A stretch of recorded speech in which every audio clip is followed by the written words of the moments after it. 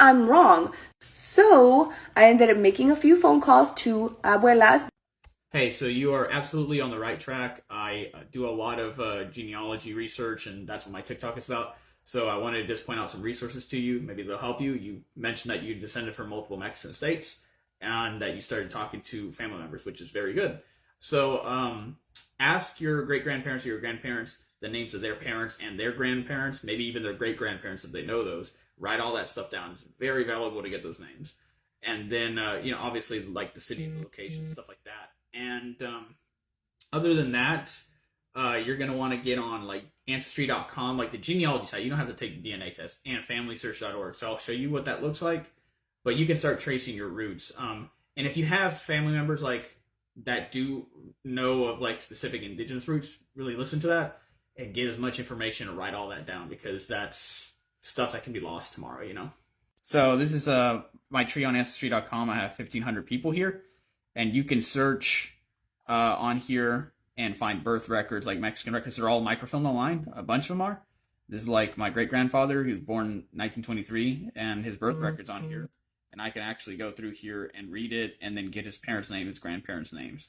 A lot of the birth records in Mexico listed grandparents. This is that other site, FamilySearch.org.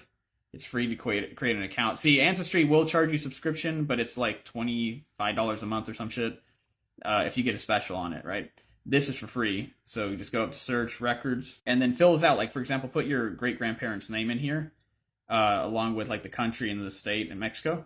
For example, my maternal grandfather is older. He was born in 1924, but if I put him in with his wife's name, their marriage record pops up right here, and then his birth record 1924 pops up right here, and then you can actually go take a look at it, and you can get more information out of it, right? Because it lists his parents, but it'll also list his paternal and maternal grandparents. So another thing is that Mexico had a caste system, and it was in effect until 1820. Then it was abolished around there. Although there's certain places that kept writing, racial labels for people up until like 1840s or 50s. So for example, my fourth great grandfather, Teodoro Zapata, it says right here he's an Indio del Valle de Dolores. So that right there will tell you like basically the race. Unfortunately, it's rare for them to write a tribe down. You normally have to find a record that says like Indio or whatever, and then do some historical research in the area and really narrow it down and do your homework. But there are some records that will state an affiliation, like this one ancestor of mine, Jose Victoriano Suarez, Indio Tlaxcalteca, and so that actually states it outright.